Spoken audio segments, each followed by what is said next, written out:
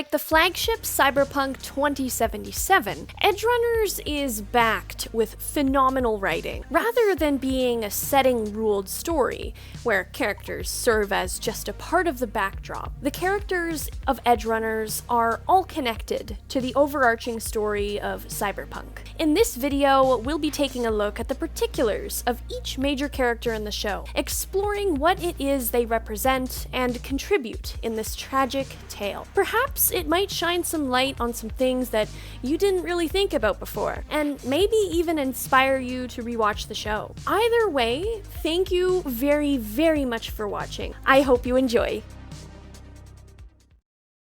Night City is where legends go to die, or so some people say. To be a Night City legend is to teeter on the edge of a knife, humanity on one side and dreams on the other.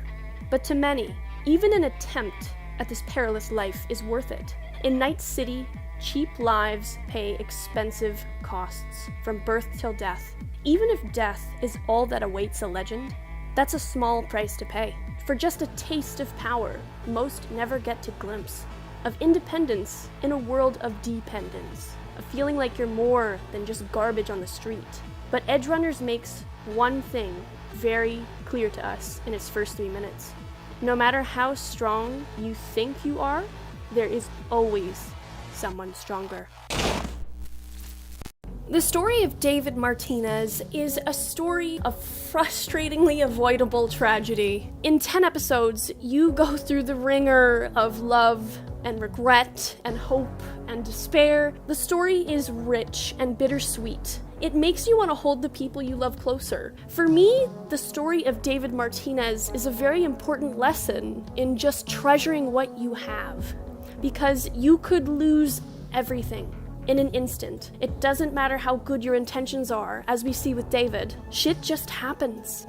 And some things just sort of feel doomed from the start.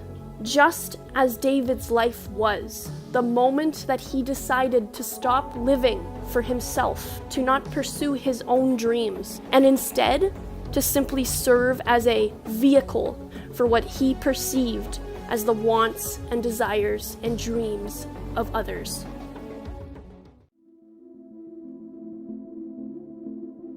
David starts off as one of 6 million struggling people in the rough streets of Night City, though with one saving grace: the love of his mother. Gloria Martinez is overworked, underpaid, and of course at the core of what Gloria wants for her son is just for him to live a happy, healthy life. Gloria has scraped every barrel to get enough funds to send her son to the prestigious Arasaka Academy. But it's very clear that the admission to this school, no matter how expensive, is not a guarantee for David's success. David is an outcast from one of the poorest districts in Night City, Santo Domingo. His corpo peers treat him like a pariah, and it doesn't really matter what David does anyway. He is already a top student, but he's endlessly reminded of his origins and hopeless about where his life will go because of it. A tearful Gloria finally tells David her dream: to see her son rise to the top of Arasaka Tower. All those times he complained about her absence, the late bills, the gripes with the academy, they were all made in ignorance of his mother's selflessness, the result of her deep love for her child. And when she dies, this leaves David alone in the world, knowing that there was no money left to even save her. She prioritized her son before even her own health. To David, it is his fault that his mother is gone. And this moment is where David's fate is truly written, taking on the first of many dreams of others and burdening himself with making them reality.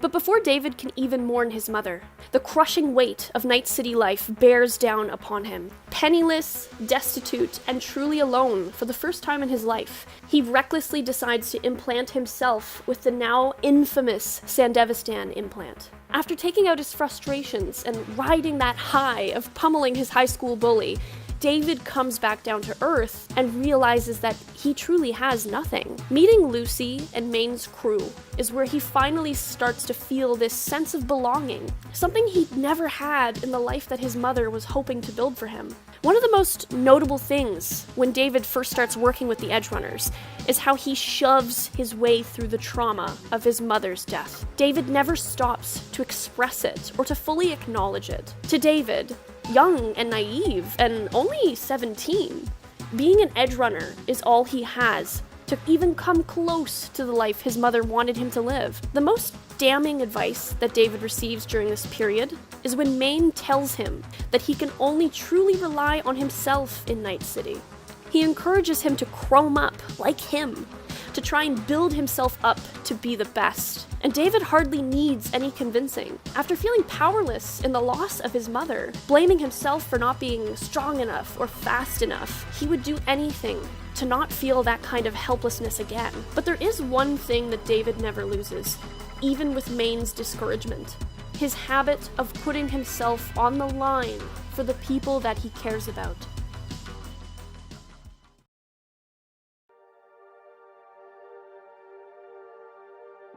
Lucy is the one ray of light that shines for David. Even if it turns out that she was lying to him during their first meeting, David still realizes that Lucy was being genuine with him. She always hangs on the fringes of the group, almost like she's ready to cut and run at any time. The one other person who does try to interact with her, Pilar, only sexually harasses her. No one really knows her, but David can never shake his first meeting with Lucy. He cannot forget that dream she shared with him, to see someone who gave him hope when he needed it most.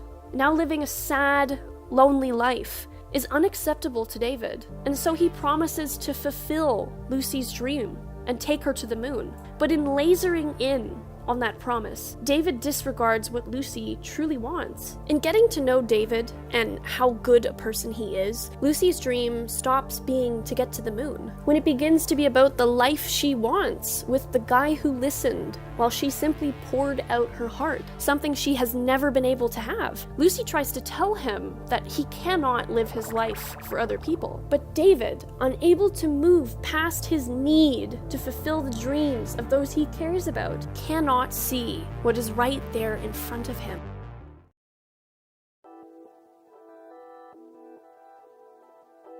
As David becomes a part of Maine's crew, the veteran mercenary becomes a father figure. Maine appeals to David through his sheer power. Considering the amount of times Maine saves David, Maine is one of the best examples of just how powerful David could someday be. This appeals to David's fear of being helpless, just as he was when his mother died. Maine even promises to give David his implants in the event of his death, promising him the burdens of Maine himself, in an endless quest to redefine the limit of how much one person can handle. You gotta feel for Maine here, because Maine started off life as a kid like David. Now, a far cry from the kid he once was, Maine feels like he's getting to the top of his game. Maine is arrogant. He doesn't realize how dangerously close he is to something that he thinks he is immune to: cyberpsychosis. And at this point, with David so impressionable, this is rubbing off on him as well. The idea of going cyberpsycho isn't even on Maine's radar. David rejects the idea that he himself will ever find his limit when he is kidnapped by the braindance author JK. JK mocks David for his tolerance of the torture he's subjecting him to, saying it's only a matter of time before David loses himself to cyberpsychosis. David denies this, certain and swearing that he will never go psycho. After all, if Maine hasn't, why would he? David is only a kid here. Of course he thinks that he can do it. David refuses to see what he doesn't want to see. So when Maine does go cyberpsycho, David is shaken. David tries to mask his insecurities and fears about his own limits by asking if Maine is gonna be okay. It is at these crossroads that David has to make a choice that even Maine tries to steer him away from. For Maine, at his end, his emptiness compounded by Dorio's death, realizes that David will follow close behind him because of what he has taught him. Maine spends his last lucid words trying to tell David to run and to keep running, or else he's looking at his own future, broken, losing the person he loves, and questioning what this life was even all for, foreshadowing David's own end. And David takes on yet another dream belonging to someone else he was too weak to save. Again, at his core, he still fears that helplessness. He takes the gunned-down Maine's implants as they were promised to him and flees with Lucy.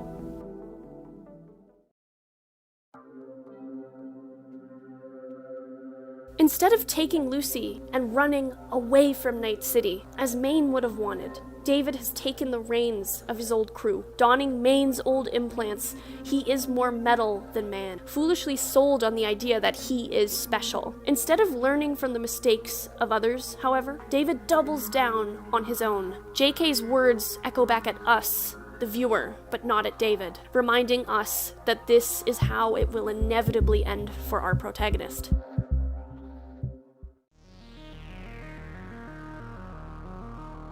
Lucy tries her hardest to convince David, more close to danger than he has ever been, to let go of the idea that he has to live for other people. Over the time they've spent together, their relationship has matured, but David still is blind to what the girl he loves is trying to make him see. No matter how many implants or enhancements he has, he is still blind to the hopelessness of the path he is choosing. Even when he starts getting the shakes, hallucinations, and outbursts indicative of cyberpsychosis, he still refuses to admit that he is pushing himself too hard. His fear of helplessness is what is making him more and more helpless. When Lucy calls him on ignoring and minimizing his condition, he tells her that he cannot scale down his augmentation because Maine and his mother left him things to do. David even lashes out at Lucy here, in part because she's hiding what she's doing to protect him from Arasaka. He doesn't really listen to what she wants anyway, so of course she's hiding this, because she's scared of what he's gonna do. When Lucy is kidnapped by Faraday and doesn't come home, David doesn't know what to think. Maybe she ran away, maybe even he was too hard on her, but instead of facing how he feels or trying to fix things, he throws himself into the next gig. When Faraday tries to manipulate David into using the cyberskeleton, a part of him still works to convince himself that he can handle this insane augmentation, the ultimate level of cybernetic enhancement, something Maine in his prime would have died to get. But of course David completely declines as soon as he enters this experimental cyberware. Having finally achieved Maine's greatest dream is David's complete and utter death sentence. But at this point, David is still held to some degree of sanity by focusing on rescuing Lucy, who he has learned has been kidnapped by Arasaka. But on the way to Arasaka Tower, David finally admits, in the middle of a psychotic break, the one goal he has clung to, hallucinating his mother in Becca's place. David says the words he never got the chance to say. He promises his mother's memory, like an excited kid, to make her dream come true, to do his best, and to work harder. The heaviest burden he has been carrying all along. To David, he has never been enough. David sees the streets of his childhood, those simpler days that he used to hate. There's this flash there of like a question that maybe his life could have been so much different and so much better, but you know, that's only for a second because right after that, he's right back into the battle. Once again, he learns his lesson too late.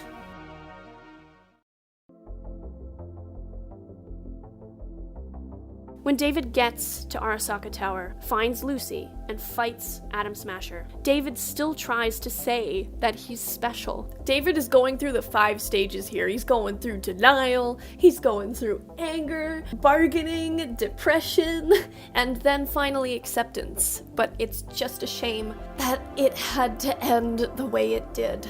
Instead of attacking Atom Smasher and trying to prove his strength, David flees with Lucy in his arms and has one of his last moments of true lucidity. As they kiss in the sky, they are on the moon. This has been Lucy's dream all along, that if she was to go to the moon, it would be with David. But David still does not grasp everything. David admits that he could not resist equipping the cyber skeleton because he could not bear to feel helpless while Lucy was in danger. Not like how he failed to save Maine, his mother, and everyone else in their crew that they have lost. He falls from the sky, from that one perfect moment with the one person who lit up his life. He falls, not willing to change the very thinking that got him into this situation. Worst of all, David forces his dream on Lucy. He makes her promise to go to the moon because that was her old dream, the one that he has clung to. David misunderstands her again, despite every single one of Lucy's attempts to tell him that all she wanted was him. And it's then that David gets the literal truth beat into him by the most insane, psychotic, sociopathic character in the Cyberpunk universe. That he is not special, and never was. That he never truly understood the dreams he tried to live. And that he had his dream in his hands and could have lived a long, happy life with her. In Night City, you survive or you die. In this dog-eat-dog world, the only real way to make a living is by what you are willing to sacrifice. That could be humanity, innocence, your hope. These things are all on the table for the people in this city of no happy endings. Gloria Martinez is a bit of an outlier, not because she was innocent, on the contrary, but because Gloria was willing to put her own morals, her own character on the line to ensure a better future for the one thing in her life that motivated her. But despite all of Gloria's sacrifices and her hopes for her son to be a better person than she was, with a good life and a good ending, he only ended up repeating his mother's self-destructive choices. Gloria Martinez is a single mom who works grueling hours as an EMT. Gloria loves her son more than anything and wants nothing more than to provide for him a better life. We can safely assume that Gloria grew up in Night City, and as such, grew up overshadowed by the wealth and power of the world's mega-corporations. To those at the bottom, gazing at the top, all they can see is the wealth and the comfort of being a corpo. This is what helped to shape Gloria's very specific idea of the kind of life that she wanted for David, and why she enrolls him at Arasaka Academy. Gloria envisioned a better life for her kid than the one that she had lived, with an end far from the one he got, of which she was willing to achieve by her own brutal means. The biggest hint to Gloria's other side is not in a scene with her, but from the scene with the paramedic who tries to more or less harvest David for his Sandevistan. The paramedic in question works the same kind of job as Gloria, and although we know Gloria stole the Sandevistan off the body of a cyberpsycho, Gloria would need a lot more than that one lucky break to fund David's education for as long as she did. And military-grade cyberware doesn't exactly grow on trees. The paramedic that is willing to fight over David comes off as a background character, just meant to usher in one of the funnest scenes in the whole show. But she is a hint that Gloria was not just saving lives, and possibly not even just looting dead bodies at this point. There already is an implication that Gloria is not above getting her hands dirty, but this scene makes us question just how far she was willing to go. For all we know, that paramedic could have also been trying to support her own kid. It's something that's definitely changed the way that I look at this scene and at Gloria as a character. David also never mentions this parallel, but why would he? To him, Gloria was a loving and caring mother. It's one reason why David turned out to be as kind an individual as he is. David could not conceive of his mother doing harm to others. I mean, I wouldn't suspect my 4'11" mother of being a grave robber in her spare time. Actually, that's not the best comparison because my mother would absolutely steal from the dump if she could get away with it. Never mind, scratch that. And there is some other evidence that Gloria is living a life that rattles her beyond just taking dead bodies to the morgue. When she gets on the line with Maine Maine, even her tone shifts. She's colder, she's serious, she sounds almost experienced in dealing with mercs like Maine. But what I also think is one of the more compelling things that she does that hints towards her double life is how focused she is on David not cutting corners, not going against the system or doing the wrong thing. Gloria says as much in her final scene, crying when her son says to her, more or less, that all of her sacrifices, financially and morally, have been for nothing. And you can see the hope that she has when she talks about her dream of her son living a good, happy, and moral life as a corpo, which we all know that that is not exactly how the corpo life goes. But Gloria does not know what we know. Gloria is so focused on seeing David grow up to be a good person who does go through the system because she had to spend her life doing the opposite. Good opportunities were likely denied her as a kid. She gets mad at him because she knows what his only other option is, and it's a life like hers.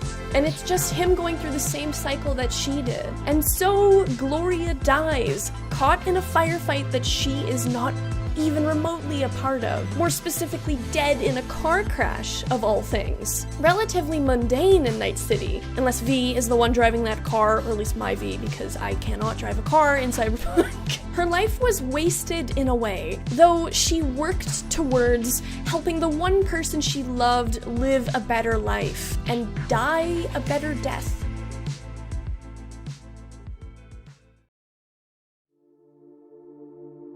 I also want to note here that David's tendency to take on the dreams of others starts with his mother, because she is imposing her dream for him onto him. And while Gloria absolutely meant well, one of her biggest mistakes was not allowing David the time and space to develop his own dream, which is already hard given the circumstances of his life anyway, so there is that. But who knows? It's kind of like how Lucy said to him he had every right to dream a dream of his own. But out of guilt, and because of the fact that he was a rare and caring person, courtesy of his mother. She loved him dearly, you can't fault her for that. David took on this mentality of trying to make other people's dreams come true, including his mother's. Gloria tried so hard to give David a better life, and it is tragic how it all ended up anyway, but also how it probably would have ended up had she lived and had David gone through climbing the corporate ladder at Arasaka. He likely still would have died, maybe in a quieter fashion, maybe years down the line, but the life of a corpo would not have been the dreamy success that Gloria would have imagined for her son. David does not escape the whims of Night City, as we all know. And while he does manage to die with the consolation of knowing Lucy is safe and believing he would have made the dreams of those he cared about come true, he lived a life Gloria would have wept at. A life like her own. A life of violence, blood money, and with a premature end.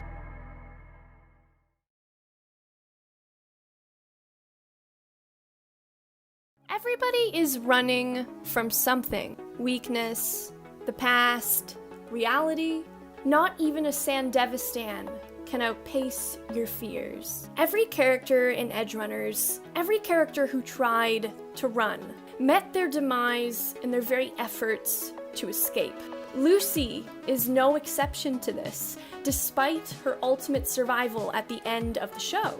Because, in the end, as hard as Lucy fought, as much as she was willing to sacrifice, her greatest fear inevitably came true, due in no small part to her own actions.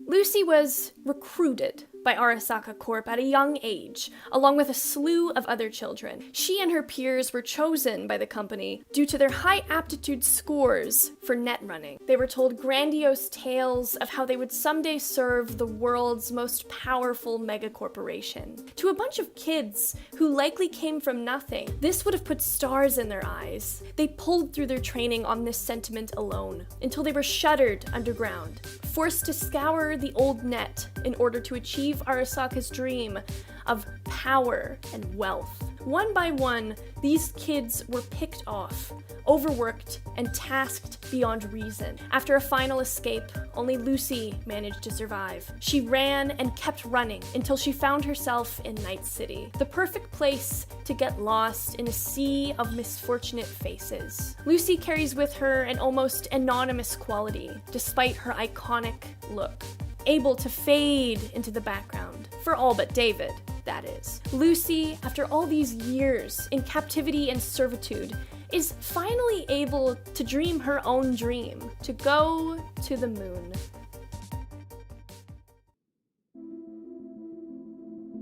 Lucy begins as a jaded, traumatized character. Lucy has seen enough betrayal and cruelty that she does not warm up to David right away. The relationship begins entirely to accomplish her own ends. Lucy quickly realizes that David is genuine. He's a benevolent goober, which is a weird thing to encounter in a city full of liars and cheats. For Lucy to encounter someone as innocent and heart on his sleeve as David, this appeals to the person that she hides inside of herself. Someone who wants to grow beyond the shackles of her past. A fun-loving girl who just wants to be free. I think what really draws Lucy to David is when he actually talks about the pressure of taking on his mom's dream for himself. Lucy understands him completely, albeit on a more extreme level, as someone who grew up in the mental and physical prison of Arasaka, as someone who was brainwashed to achieve the dreams of a company that did not care how much it harmed her. David, at this point, is where Lucy was in her childhood, burdened by a terrible self-image imposed upon them by the powers that be, full of the idea that you are only as good as what you can offer other people. That is the Night City machine. Only Lucy has been trying to rebel, harder and harder, since she escaped her terrible childhood. By the time Lucy meets David, she is exhausted and worn out by the life of an edgerunner. She knows she can't ever get out of Night City in a legit way. Lucy has to take on the clandestine work of a merc, because otherwise, it could leave an easier trail for Arasaka to track her down. But this has taxed her to the point that she almost seems to have her own doubts about her dream of escaping, of reaching the moon. Lucy has her own poor self-image, her own trauma that weighs her down. When Lucy shares her brain dance of the moon with David, her dream, this is when her idea for herself begins to evolve, and I believe this is the only time we ever get to see Lucy truly be herself. Lucy is being the free, genuine person she hides beneath the harsher, more broody exterior that she wears as armor against life in Night City. She's comfortable, she's happy, and she's laughing. We never see Lucy this happy than when she's on the moon with David. I believe that everything we see in this scene with her and David is genuine, despite the circumstances. You could certainly say that she is still motivated by keeping him distracted for Maine, but she clearly trusted David enough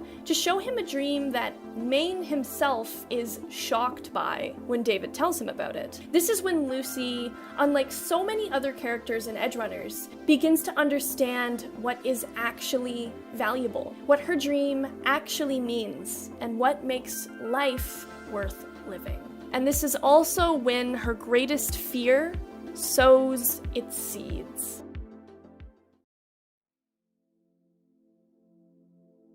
Lucy is conflicted by David's becoming an edgerunner. She sees in David a kind, genuine, innocent guy. She doesn't want to see him get chewed up by the cyberpunk life, as it's already taken a toll on her. She clearly regrets leading him on in the way she did, because she genuinely got a taste of a happiness that she's never really had before. David lights something in her, in the same way that she lights up something within him. She resists working with him and getting to know him, because for her, the idea of letting somebody in is terrifying. It was easier for her to do that before, under the guise of having to manipulate David. It was nothing to be this happy-go-lucky girl to keep him distracted. But now that the lie is not shielding Lucy from the reality of taking that plunge, in opening herself up truly. She acts indifferent and disinterested in David. And by this point, Lucy is already scared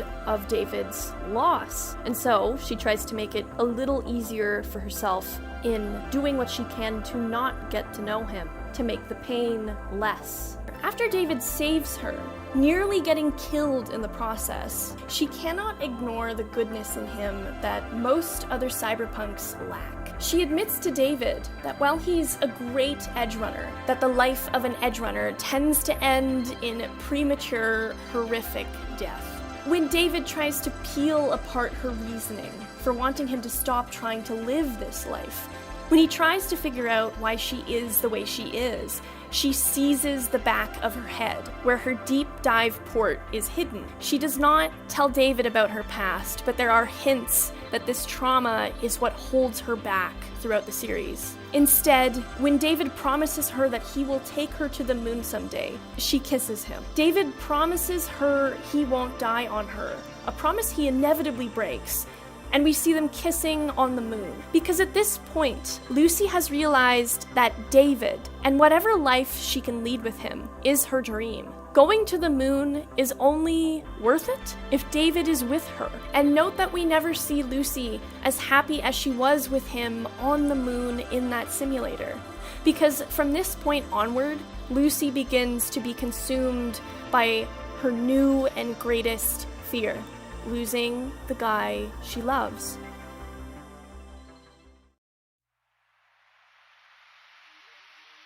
Lucy is regularly sexually harassed by Pilar, and it sucks that nobody ever really sticks up for her. Maine never tries to shut it down. Kiwi is the only other person who really kinda calls him out on how gross he is, but that's just one line in her first scene. And I also think Pilar is more bold with how gross he is with Lucy because she's younger. Part of me wonders if her initial passivity over this harassment was her very low opinion about herself, her life, and her prospects before David showed up. In her dream changing after that one truly positive experience with a good person, I think Lucy wakes up to realize that she is not worthless and she does not have to take this gross treatment. Lucy can hold her own, and it's extremely satisfying when she finally fries the guy.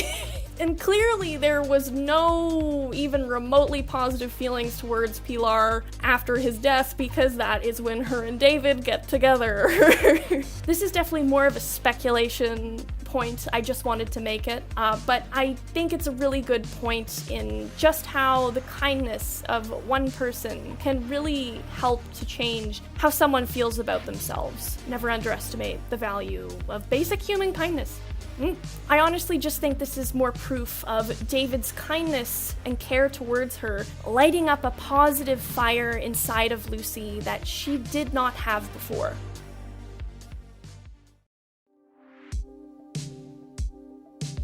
Lucy does become almost ruthless after she gets with David. When David gets kidnapped by Kurosaki, we see a violent, aggressive, absolutely ride or die side with her. And it's great, but it is a hint towards the levels that she is willing to go to protect the guy she loves. The idea of losing David is a horrific thing for her. It would be the worst kind of trauma for her after David has helped to lift her up from that dark place that she has been living for so long. She would do anything to protect him from harm. Anything. So much so that it does inevitably cloud her judgment.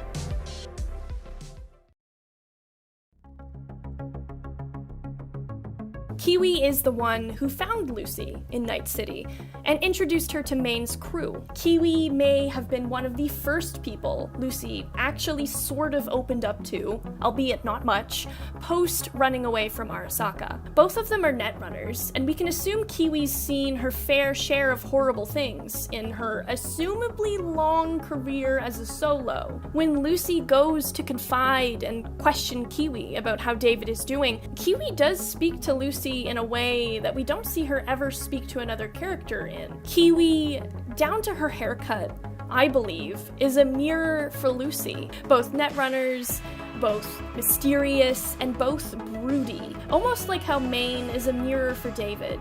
If David had never come into Lucy's life, she may very well have ended up just like Kiwi. To an extent, she already is a lot like her. But even if Kiwi and Lucy have a closer friendship than most other characters in the show, that does not mean that Kiwi would not throw the people that she is friends with under the bus. Kiwi tried to warn Lucy about not just everyone else, but herself when she said to never trust anyone in Night City. Her betrayal of Lucy still stings despite this warning. But even if Lucy did not heed this particular lesson of Kiwi's, she does mirror other qualities of Kiwi's.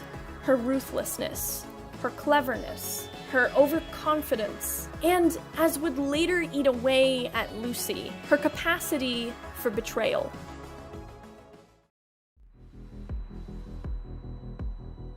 When Lucy is asked to break Arasaka's ice, she is essentially being asked to revisit the horrors that she has spent so many years running away from. She leans heavily on David in this situation, absolutely terrified of being dragged into that childhood hell she will never forget.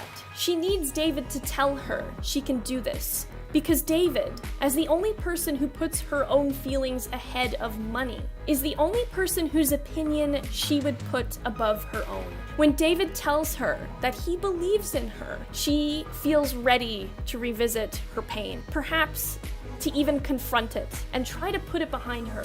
Inside Tanaka's mind, she finds out that David is of special interest to Arasaka. The potential for his capture and use as a test subject is too much for Lucy to risk, so she tries to kill Tanaka from the inside out. This is what causes Trauma Team and Max TAC and the NCPD to pinpoint their location. Lucy's actions indirectly lead to the deaths of Dorio and Maine, but Lucy pulled that trigger to protect David. She was so terrified of what could happen to him that she made a snap decision. We can see that this weighs upon her. Even in the car as she awaits David's return, her feelings are compounded even further when he runs away to try and save Maine and Dorio. And as we see a whole year later, Lucy has not told David about her role in this, because doing so would require telling David about Arasaka's interest in him. And as we all know, David's hubris at this point is at an all-time high. And I also believe that Lucy's reasoning for hiding the truth of what she is doing from David goes beyond just simple guilt about Maine and Dorio. I think for Lucy, the fact that David has a history of not exactly listening to her and putting himself in ridiculously dangerous situations based on his belief that he is special is what keeps her silent. If David was to find out that Arasaka believes that he is special, who's to say that this wouldn't just fuel David's ego more? The last thing Lucy wants is to see him killed or losing himself in this quest for power against the helplessness he felt as a kid. I cover this fact more in my David video. It just makes total sense that she would be quiet, because based on what she has experienced with David so far, it is reasonable to assume that he would do something he would regret, that he would do something reckless if he found out the truth. Lucy did this deep dive with a new kind of strength, fueled by the idea that she was strong enough to face her past, but in doing so, she discovered a new fear from the people whose dreams she was once forced to make come true, a very real threat against the dreams she now holds.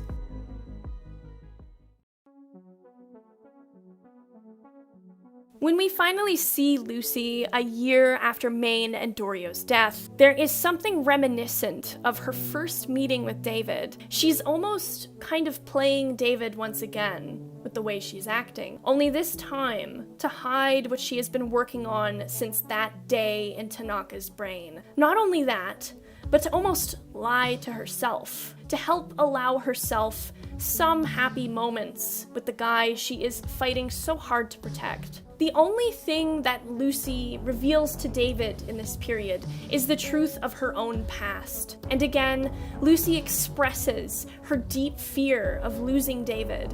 But because both she and David fail to communicate their fears and desires more clearly, they never quite meet in the middle. David still expresses a desire to take Lucy to the moon, not quite realizing, no matter how many times Lucy tries to tell him, that her dream is a life with him. Lucy still goes behind David's back, killing netrunners who would otherwise unbury the information that she tried to hide concerning David. But in doing so, she draws more attention to herself, to David, so much so that Faraday and Kiwi are all the more easily able to find her and neutralize her. Lucy's fear made her act rash, and in the end, brought the end she was hoping to avoid. And while I do totally think David is the one at fault primarily for what happened to him, it is just so ironic that in Lucy's quest to try and prevent this fate from befalling him, she almost fast-forwarded things to where they likely would have ended up anyway, and that is so terribly sad to think about how she carries that guilt at the end of the series. In the end, David does save Lucy from Arasaka, but her whole world is destroyed in exchange for her life. David, just barely holding on to his sanity, traded his life to use the cyberskeleton so he could have a chance to save her. And while he succeeds, both he and Lucy know that their time is limited. Lucy's worst fear is unfolding before her eyes. They share one last kiss in the sky, floating before the moon, a callback to Lucy's greatest dream, that if she was to go anywhere, the moon included, let it be with David. David's dying wish and dying dream is that Lucy makes it to the moon, and he makes her promise him this, once again misunderstanding Lucy's actual dream and instead imposing his on her in this really terrible moment for them both. But David knows he's going to die at this point, so only Lucy's going to be around to really deal with this pain. And alone. I know David doesn't realize it, but his final wish for her is quite damaging.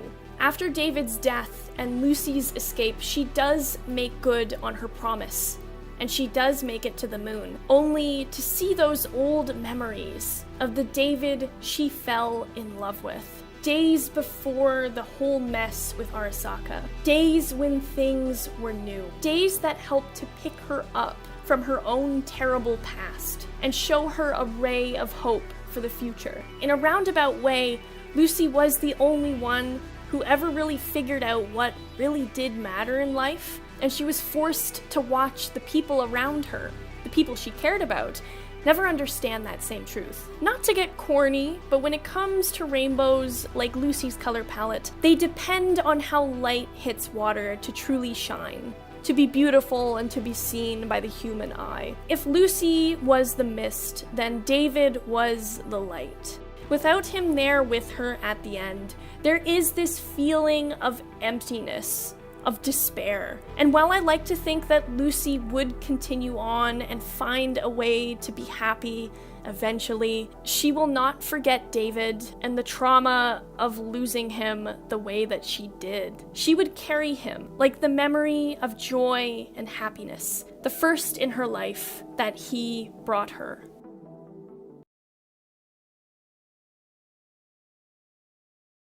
Beware the veteran in a world where most people die young. Kiwi is a prime example of this danger. She is certainly no stranger to the reality of Night City. Kill or be killed, always be 5 steps ahead. As an experienced netrunner, she's definitely seen her fair share of the worst Night City has to offer. Kiwi knows the stakes of her work. But when it comes to Kiwi, this was not the most dangerous thing about her, not by a long shot. Because of her years in the field, Kiwi learned a lesson that so many Edgerunners die too young to understand. Get your bag and get out as soon as you can. Kiwi was not motivated by glory, and Personally, I don't think she was all that motivated by greed or wealth. Kiwi wanted freedom. Freedom from a life where she was taken for granted, abused, tired. And she came so close to living a life all her own, when her own guilt dragged her back down. Kiwi is an enigma. It is so hard to find that much information on her past. Reddit is full of conjecture. The wiki only has the basic facts, and not even the year of her birth. We don't even know how old Kiwi is, where she learned her skills, or where she's even from. But I do have some educated guesses on Kiwi's past. Kiwi showed up in Maine's crew after the death of Sasha Yakovleva, and was part of the crew when Lucy showed up. Maine says to David that Lucy's been a part of his crew for about a year, so that gives us a rough idea of Kiwi's timeline. I'm assuming at most maybe like 5 years, but that's sort of up in the air. We know that Kiwi is a skilled netrunner. Even after Maine and Dorio's death, Kiwi is still the primary netrunner for David's crew, and she's still lethal and efficient. We can only wonder where she learned her skills. Kiwi also comes off as very guarded. While she's perfectly comfortable lounging in the nude in front of Maine and David, her life story is locked away. Kiwi never betrays any personal details about herself. Her mask is as much a part of her remarkable look as it is to hide that hollow spot she doesn't want others to know about. Because of all the people in the crew, she is closest to Lucy. At first, this could be the simple shared background of their being netrunners. But once Kiwi finds out Lucy's past, it does affect her. I won't say that Kiwi had similar early years like Lucy. We can never truly know that. But I get the feeling that she understands what it's like to be used and abused in this cutthroat world. To me, I think Kiwi sees a lot of herself in Lucy, the same way that Maine sees a lot of himself in David. While we'll never know much about Kiwi's past, these key points pertaining to her skill and her background, the implication that she has suffered more than we will ever know, are the key reasons why she betrays David and Lucy.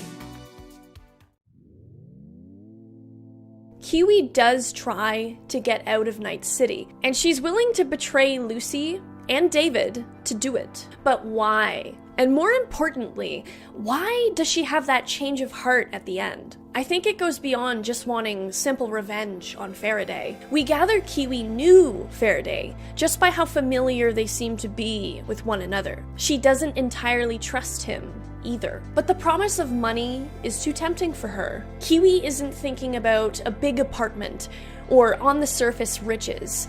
Kiwi wants to leave Night City for good. I do believe, based on what I mentioned earlier with Lucy's background affecting Kiwi, she has been through a lot, and we can see a repeated pattern of Kiwi being used and taken advantage of throughout Edgerunners. Maine beats the shit out of her when he's going cyber psycho because she's not doing her job fast enough. And while Maine is losing his mind at this point, this will stick with her, and a year later, we see, time and time again, how she is not thanked by David half as often as she is ordered to do things by him. Most of her interactions with the group that we see, she's called an old hag, or she's only being spoken to about what she can do for them.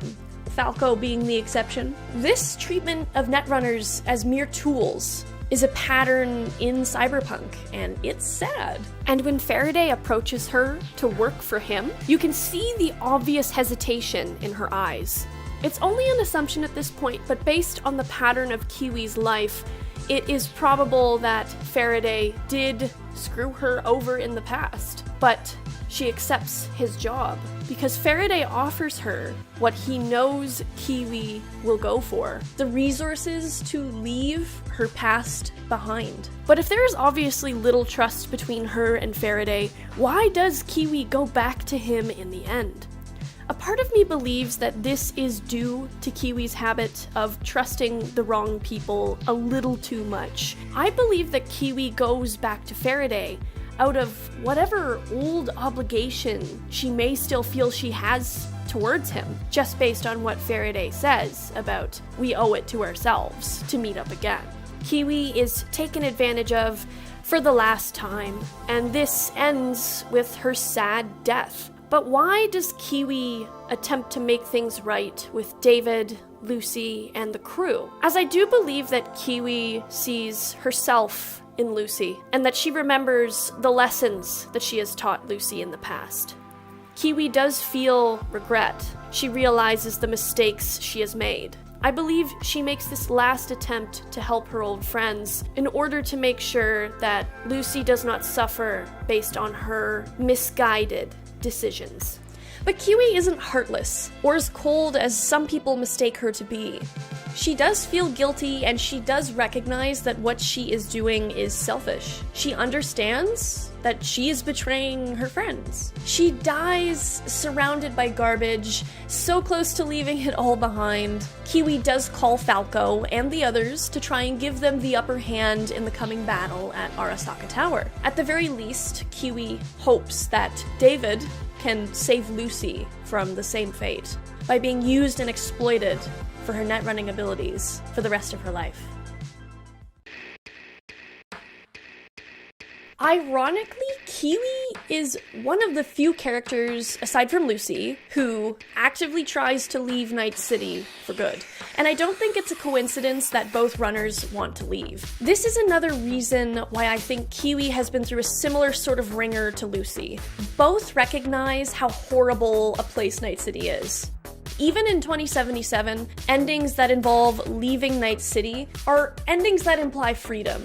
Night City being a jailer of sorts. Both of these women, both of these netrunners, wanted their liberty. The thing that I stopped and realized as I was writing this video is the fact that if we flip the circumstances and had Lucy do everything to Kiwi that Kiwi did to her, we, as the audience, would probably be sympathetic. Which I totally understand why, because David and Lucy are our main characters. Kiwi is an antagonist in their story. But honestly, I can't fault her for what she did, as crappy as it was. I do believe David still would have met a similar fate in terms of cyberpsychosis, but Kiwi did take away any sliver of hope that he would change his mind. It still sucks because you are left to ask, what if? But putting yourself in Kiwi's shoes, more years of abuse, of being viewed as a tool by the people she works with than David and Lucy combined, can make us understand why Kiwi wanted for herself what we, the audience, wanted for David and Lucy. A life far away from the killing grounds of Night City. It's noteworthy that Kiwi more or less foreshadows her own death in what she says to Becca. Keeping you up the dance floor! Although some Edgerunners died more shame than they started with. And Kiwi does die with more shame than she started with, doing to others what others have done to her in the past. The one silver lining about Kiwi is that she had a better heart than most of those who hurt her. Imagine growing up in poverty, surrounded by crime, taunted by gleaming palaces of the rich and cutthroat, lured by the promise of wealth and power that lies at the end of a harrowing path of self-destruction. A path you believe, with all your might, that you will reach the end of because you're different, you're special, not like the countless others whose bodies line the path you now walk. They all told themselves that too. In the world of cyberpunk, you have to believe that you are special, that you were meant to be more than just a kid from the slums, that you're more than just a peon in a corporate oligarchy, that there is a better life for you and those you care about, a life of strength, comfort, riches, the life that Maine had long envisioned for himself. And as close to the sun as he flew, his final fall from grace was the least of his concerns in those last moments before his death, because in his last moments, he saw the grim truth that his own protege, the kid who looked up to him like a father, would soon follow him down the same doomed path. Knowing that, because of what he taught him, because of Maine's own mistakes being treated as successes, David Martinez would see the same end.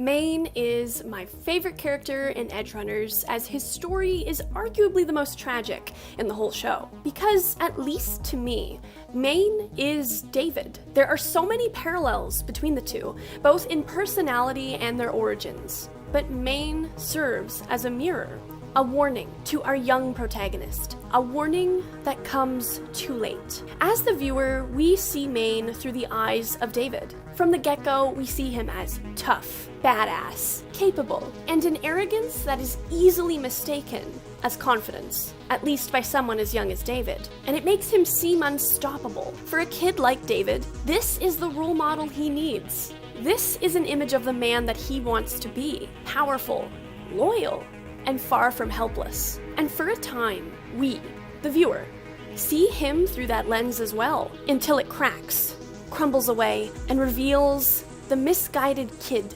hidden behind the chrome.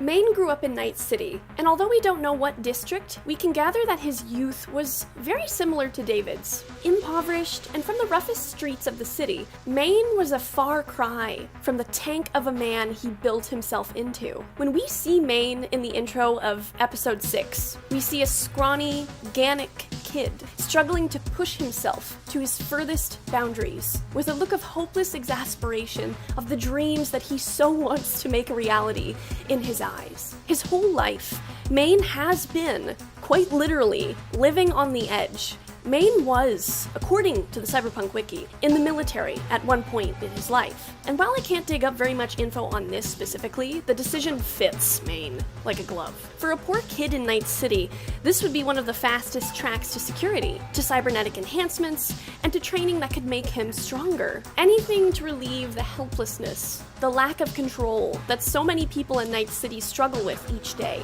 Fast forward to the time of Edgerunners in 2076, and Maine is the image of the ideal merc, a tale of victory for young, impressionable minds like David. Maine is more chrome than man at this point. Huge, powerful, and a combat veteran. He inspires loyalty from his crew, regularly putting his life on the line for them. But when we look a little deeper at this tendency, we can see that this is due to his own arrogance. In Maine's mind, he is special. He can handle these things. He can handle things that other people just can't. At the point we meet Maine, he is the strongest he's ever been, with a hunger for more. Already, he believes that he can handle the Sandevistan, one of the most straining implants in the cyberpunk world. He believes, as David soon does, that he can do what others can't, and he is desperate to prove it to himself.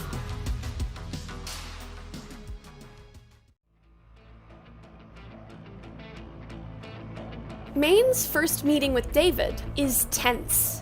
And, at first, that seems reasonable. But watching this scene after Maine's ending, we can see the cracks in his armor. To Maine, David is a kid who stole from him his biggest dose of power. Power that he desperately needs his fix of. But at this point, Maine still has his morals, his fairness, and loyalty. Even in death, Maine was still loyal to Gloria Martinez in taking her son under his wing, and Maine is far kinder than you would expect him to be. He is fair to David, and extremely honest with him. Most in Night City shoot first and ask questions later, while Maine agreed to let David work off the debt of the Sandevistan that Maine bought, but didn't get because David took it. And over time, Maine and David develop a sort of father-son dynamic. David, insofar as we know, never had a father in his life. And so Maine is kind of the picture-perfect version of the dad that David wishes he had in his life. Strong, loyal, self-sacrificing. It's no wonder that David takes Maine's words to heart. There's probably a part of David that wonders that if there had been someone in his life like Maine before, maybe his mother would not be dead. Maybe if David had more of these qualities that he sees and admires in Maine, Gloria could still be alive. And I think that Maine sees a lot of himself in David. Think about it. Two scrawny kids from rough backgrounds, having to claw their way up from the bottom of society, bit by bit. He sees David's desire to become stronger after all the loss and hardship that he has suffered. To Maine, he can help David along his way. He can mentor him to be the man that David wants to be. When Maine advises David to chrome up just based on his own strength, David is immediately sold. When Maine encourages David to pursue Lucy, David goes for it. When JK tries to warn David, in his own twisted way, of the perils of cyberpsychosis, David brushes him off. After all, if Maine has not lost his mind, why would David? Maine is the blueprint, and David was determined to follow him to the letter.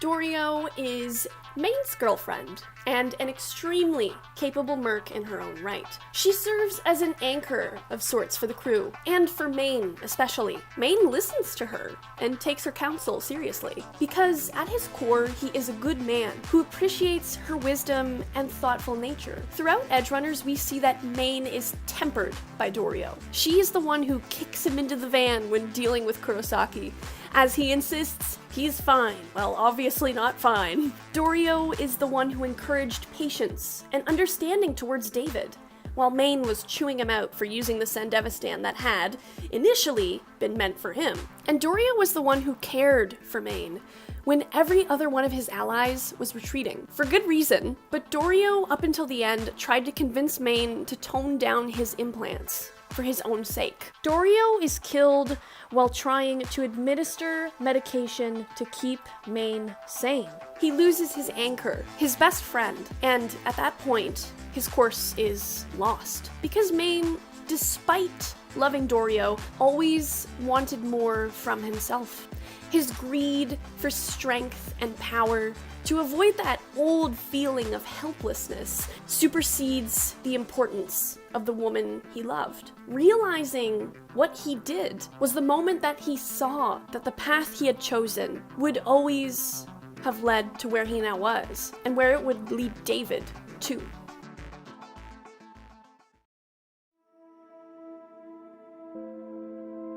Maine was such a well-written tragedy to watch unfold, because he realizes his mistakes right at the end, right when it is too late to change anything. In Maine's last hours, we see both his and David's insecurities laid bare. For David, his mentor, his father figure, someone he thought was invincible, is rapidly declining.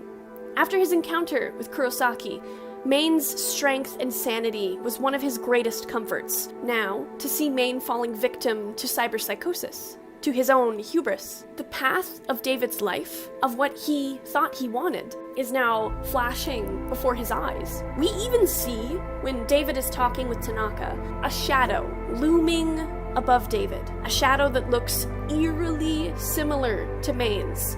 And yes, maybe I'm reaching a little with this, but I don't know, guys. I feel like this was very intentional, given the context of the scene. It looks like the hair. The hair looks like Maine to me. The frame looks like Maine. It looks like Maine to me. But anyway, maybe that's just me. The looming threat of Maine's impending doom hovers above David, of how not even the strength that David chooses to pursue can save him. For Maine, everything that he thought he knew about himself for the life that he wanted is falling apart around him. The idea that he is special, that he is stronger, that he would work his way to the ideal life is dust. And in his declining state of mind, he almost views David with jealousy, envy, like he's back to being that kid again, wanting more for himself. And when he sees David succeeding, it's hard for him to accept that David is doing fine while he is falling apart. He lashes out at the kid who could handle the Sandevistan so ridiculously well. A kid who looked up to him, who Maine had helped off the streets, seeing in him a kindred spirit. Maine is bitter, almost betrayed by David's own good luck. But this is just a shadow of Maine. The small, scrawny kid cocooned by all the chrome. One that is helpless and terrified of what is coming for him. Because by time Maine regains a bit of clarity, he knows and accepts his death, seeing only now that he signed his life away more and more with each implant. He was blind to what he already had in Dorio, in David, in the fact that he could have chosen a different path, a better path. But instead of grieving his wasted life and his failed goals, he tells David to keep on running in his own way, telling him to flee the path that Maine had so far led him on. Because imagine for Maine realizing that the closest person you have to a son is following behind you on a path you encouraged him to walk, a toxic, self-destructive, hopeless path to where you now stand, awaiting your impending slaughter. This is why he does not let David throw his life away for him. This is why he tells him to go, because he realizes his biggest mistake. It's one thing to ruin your own life, but to lead someone you care about on that same path is 1,000 times worse. Maine is not entirely there when he tries to warn David, but he spends his last moments with him in kindness and honesty, loyalty. He does what he can to give David a fair shake, trying to get him off this destructive path that he has paved for him. Maine dies, a part of him hoping that David will take his final words to heart. But as we all know, this advice came too late for David. David takes Maine's implants for himself, as Maine once promised him, a promise that Maine, if he was... In every crew, there is a bond, something or someone that holds each chaotic personality in orbit. Someone who represents the middle ground, someone who serves, even for the leader, as a listening ear. Without this neutral, open party, most groups fall apart. In Edgerunners, that character was Dorio. She was more than just Maine's girlfriend, and she was more than just a mercenary. And she was more than just another unhappy ending in Night City's story. Because Dorio is a symbol of level-headedness, an anchor for her crew's most troubled members. Dorio is a symbol of hope. And when she dies in episode 6, that hope dies with her.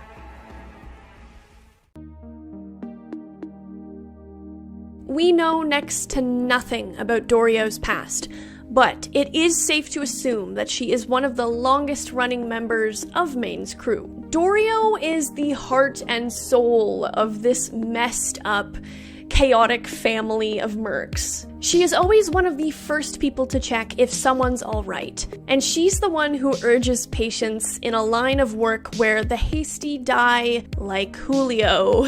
And her reliability and care is not unnoticed by Maine, as she is Maine's second in command.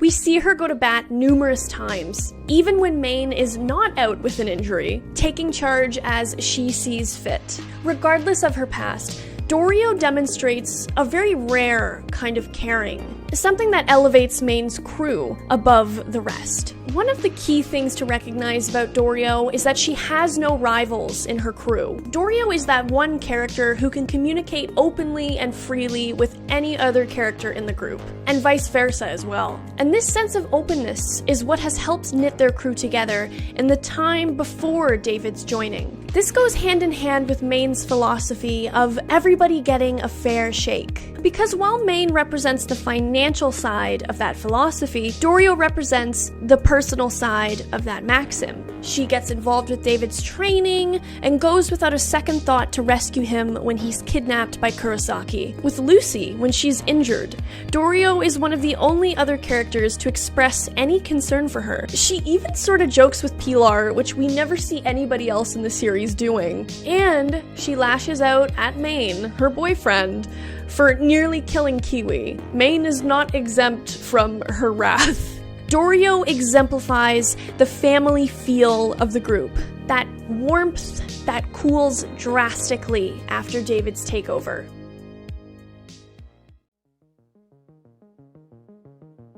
Maine can be brash, aggressive, hasty. We see this upon his first meeting with David. Once David's story becomes clear, Dorio advised compassion in Maine. Maine values Dorio's opinion, and he listens to her. While she may have a comparatively smaller role in the overall story, Hers is a role that is just as impactful. Dorio sticks by Maine's side, never wavering, but the strength of her aforementioned influence on Maine is crystal clear as Maine falls deeper into cyberpsychosis. When Maine begins losing his mind, Dorio is caring for him, no doubt because of the danger that Maine would pose should she leave, but also because she knows that he needs her. Dorio's presence is one of the only things holding Maine down to earth.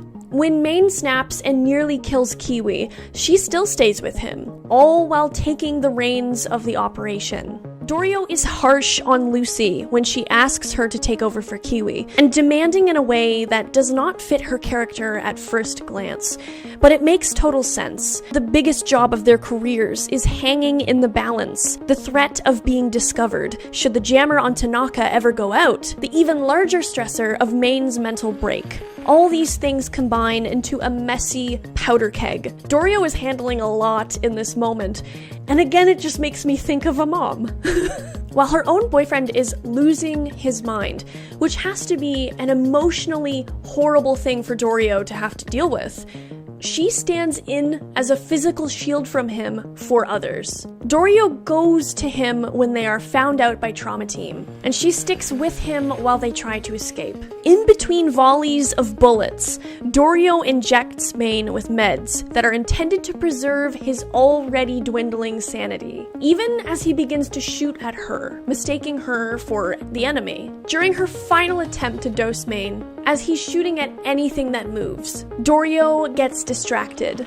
She is shot by NCPD, maybe Trauma Team, it's hard to say, but she's not killed by Maine, even though it kind of, at first glance, looks like it. I personally thought that Maine was the one who killed Dorio for the longest time. When you just glance at the shot of her death for a second, it does kind of look that way. But I actually think the animators meant for this to look as almost ambiguous as it does. Because I believe that Maine thinks he's the one who killed her. After Dorio dies, he has a flash return to reality as he watches her body hit the ground. To me, the look in his eyes says guilt, and Maine is not in the headspace right now to pry apart the details of that scene for himself. After her death, Maine fully gives in to cyberpsychosis, as Dorio was the last thing anchoring him back down. His stabilizing force is gone.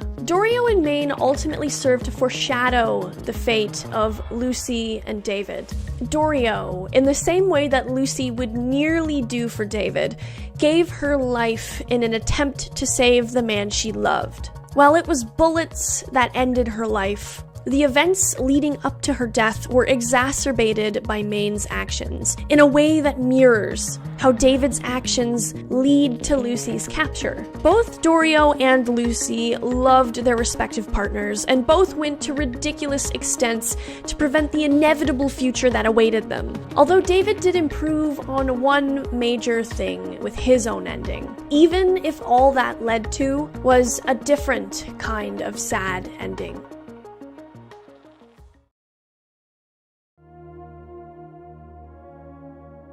So this point is entering a territory that I have never actually explored before in any analysis, and this is more in scene layout and setting and positioning of characters. Cinematic symbolism. Dorio is laid upon her pyre in a way that makes me think of the Pietà statue. It's a statue of Mary holding the baby Jesus after he's taken down from the cross. And the symbolism of that pose is, as the art piece's name implies, pity and compassion. I think in Maine's mind, as scatterbrained as he is right now, Dorio died for his quote-unquote sins, so to speak. His own hubris. In laying Dorio's body out like that, like a sacrificial lamb, almost, like Maine was doing his own sort of soul-searching here, his own kind of pity surrounding the whole situation. I love it.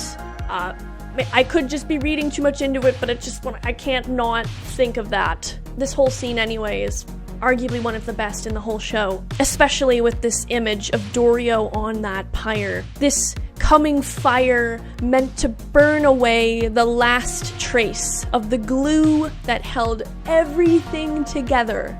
Dorio's pyre is the last moment of calm and peace before the approaching storm.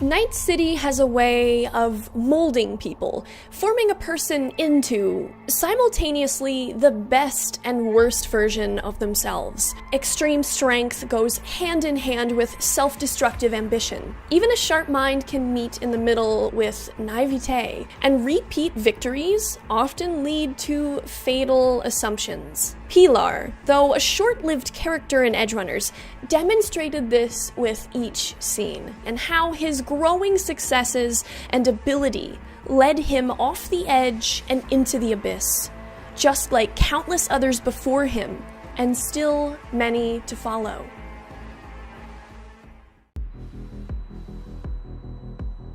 All we know about Pilar is that he is a techie, and Becca is his sister. He lives with her, and the two have a chaotic bond, both on the job and off of it. In Maine's crew, we don't exactly know Pilar's role, but he does seem to be one of Maine's closest friends. But also, in my opinion, I feel like he and Maine enable each other's worst habits. Like so many other characters in the show, both Maine and Pilar tend to be ambitious and always want more for themselves. Though there's very little we can see of Pilar specifically, he, like Maine, does enjoy being powerful, enjoys being strong enough to win a battle, and clearly has ambitions for himself. I think that Pilar is directly contrasted by Dorio. If Dorio is the angel on Maine's shoulder, then Pilar is the mischievous devil. Pilar doesn't have any pity for David, for instance, or anyone for that matter. He's arrogant and a jokester,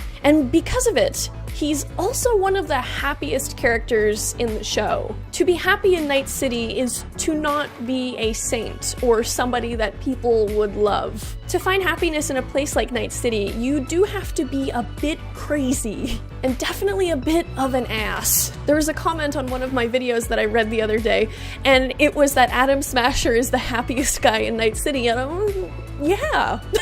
And I think we can assume, based on how well the crew gets along, most jobs end well. Money is gotten, drinks are drunk, goons are killed, and the crew is all still standing. And for Pilar, somebody who almost definitely started from the bottom, this might very well be an intoxicating feeling, as it is to David, or to Maine. We see Pilar relishes combat, as well as victory, much like his sister Rebecca. And also like his sister, Pilar lives in the moment, aware of the fact that death can hit at any time. But Pilar makes a grave mistake. Pilar falls victim to the belief that he is also special, and that his life in Night City will be so much different from how it goes. Pilar indulges in his successes. In more physical pursuits, as well as cyberware-wise, Pilar goes all in. It's impossible to say for sure, but perhaps he came from so little that when he finally had access to all of these pleasures, he smothered himself with them. Pilar indulges to a level that displays his own disregard for others, first and foremost with how he harasses Lucy throughout the show, as well as his final unnecessary tirade at the cyber psycho that kills him. He also displays, like so many other people in the Cyberpunk universe, a general disregard for himself, in a way. Pilar is the example of just because you think you can doesn't mean you should. And in so many instances in the show, when he overreaches, he learns his lesson the hard way, at a progressively worse level. When he's trying to be the star of the show at the bar, He's briefly dejected by Dorio's joke about him. His advances towards Lucy are rejected violently. His sister shoots him when he tries to show off his new hand and flip her and David off. And the final instance of this fatal pattern is in believing he can outshout a random guy on the street. One of the saddest things about Pilar is that nobody really mourns him. Becca does in her own way, but while she may have loved her brother, she didn't really like him, I think. She shoots his mangled head to a pulp, furious that she wasn't the one to kill him. Good old sibling rivalry in Night City. But genuinely, nobody really mourns him otherwise. Maine and Dorio's death happened right before the time jump of a year, and people still speak fondly of them. But for Pilar, only Becca meagerly says anything in his defense. David and Lucy get together maybe like a couple hours after Pilar is turned into a pile of meat. Maine never really even says much about him either, and Maine is arguably the closest person to him other than Becca. And also, having people to mourn you doesn't necessarily mean you were a great person anyway, and that everybody liked you, but it says a lot when nobody really does. Pilar was not just comic relief. He was the first sign that should a character allow themselves to be ruled by fear and desire, they will end up dead.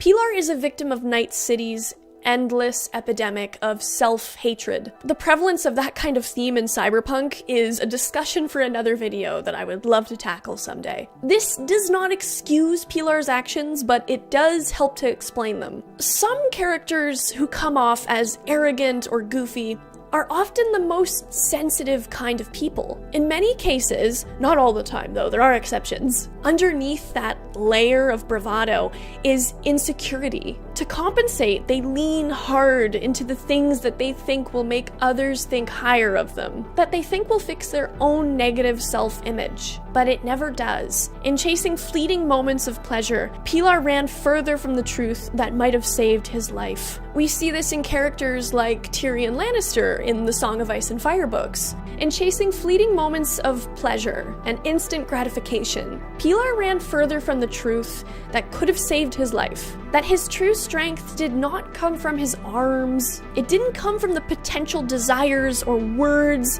of the people around him. It did not come from immediate pleasure. It was in facing his own fears and negative self-image that he would find the truth, that he would never find true happiness at the bottom of a bottle. Arguably one of the greatest victories of all in a universe like Cyberpunk's.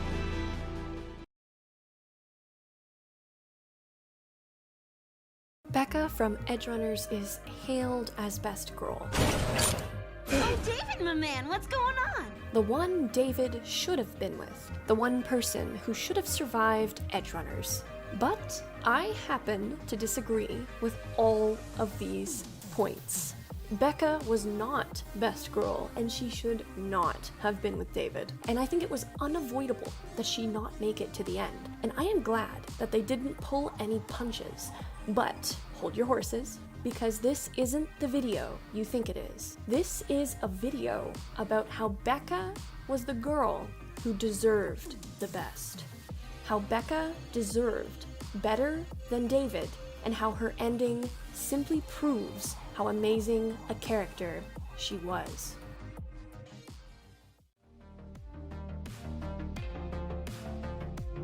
Becca was spunky, bold, and capable. She did not shy away from whatever needed to be done, and always found humor in the worst situations. Like, come on, you instantly know what this girl's all about in her first scene. Becca literally does not care what people think of her, but keep in mind what she says here.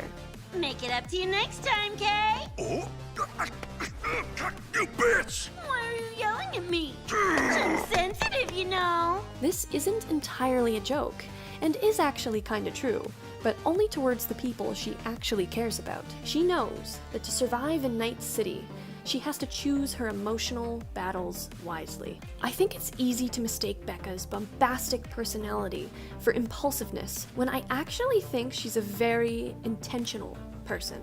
She calls things like she sees it. She lives in the moment because she knows any moment could be her last. Whatever Becca does, she full sends it and doesn't hesitate, be it combat or just having fun at the bar. She literally just walks right up to David and tries her luck with him on her own terms multiple times, but still keeps enjoying herself when he turns her down.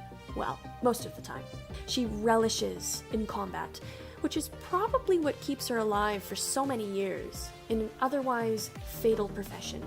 She also doesn't delude herself about those around her, or her line of work either. When her brother gets killed, she goes ballistic in typical honest Becca fashion, but she's not blinded by the fact Pilar was her brother. She still recognizes he's an asshole, which is awesome because he is gross. She shoots what's left of his head to a pulp and screams how she was supposed to be the one to kill him. I'm not saying she didn't like him at all, but Becca is not stupid. She would never say he lit up a room and made everybody feel welcome and loved. Nobody's going to be crying at Pilar's funeral, especially her. And Becca's not scared of anything. She's fearless. Giant bouncers refusing her entry to Afterlife? She's already throwing down and ready for a scrap. Up against 50 Maelstrom grunts? Her only complaint is how long it takes to reload, so she just brings extra guns that she hides somewhere. And it is worth noting how she just charges into battle against the cyber psycho who killed her brother, so hell-bent that Kiwi had to shut her brain off. Becca is someone you want on your side. Her small stature is no obstacle to carnage. And David has her through thick and thin. Becca is his most loyal merc, and it's not even in a weird fangirly way. Even though we know she definitely has a soft spot for David, she's still a professional at what she does, and sets aside her own feelings for David, be them her feelings for him or her frustrations, to get the job done. And her ability to separate her feelings from her work is one of her most admirable traits. She is clearly irritated by Lucy, and she's irritated by David's making of excuses for her, but she never tries to disparage her out of any jealousy to him. Yes, she expresses her sadness to Kiwi, but we never see her try to drive a wedge between Lucy and David, even if she did kind of try to flirt with David a bit while he was with Lucy. And she also shows Lucy some genuine warmth after David rescues her, and we know that Becca, had she lived, would have championed getting Lucy away from Arasaka Tower. She would have probably kicked her into the car. Not just for David's sake, but because even Becca knows that Lucy isn't a bad person, just because she has a place in David's heart that Becca could never have.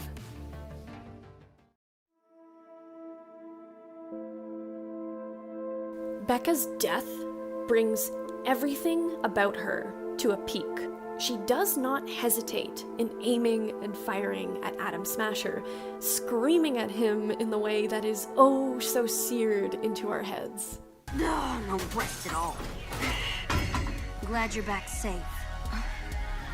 For David's sake, I mean. We're having a moment here! Fuck yeah! Fuck yeah! Fuck yeah! This hurt more than the moon scene for me personally. Becca went out on her own terms, unafraid, bold, and honest, but it still hurts a lot. Perhaps one of the strongest examples of her strength of character, of her selflessness, of her loyalty, is in how David trusts her to stab him, a guy she does care very deeply for, dozens of times, with the meds he needs to temporarily retain some degree of sanity. Becca, of course, hates the idea of it. Imagine doing what she's doing over and over and over again, watching David falling apart from the inside out. Even when David is hallucinating his mother in Becca's place, she still has the compassion and strength of character to go along with it, even though she knows that this more or less means David is running on only maybe an hour left of sanity. But she still does it, even if she knows it's helpless, and that David will lose himself in the end. Even if David cannot return her feelings, Becca doesn't care. She does what she knows she has to do to save David for just a little longer, so Lucy and Falco can make it out of this mess alive. And I fully believe that Becca was ready to die here. She knew what could have happened as soon as they went to Arasaka Tower. And while I'm personally a little irritated with David for kind of cornering Becca into doing this, knowing that she would do this because of her feelings, this video isn't about David. It's about Becca's strength, willpower, and honesty. She's true to herself to the very end, which is one of the only victories those in Night City can claim. Becca died a legend. She's right up there with David, in my opinion, even if she wasn't as larger than life as he ended up being. And while I might like to say that Becca deserves the best, I do completely understand why she is hailed by so many as the best girl.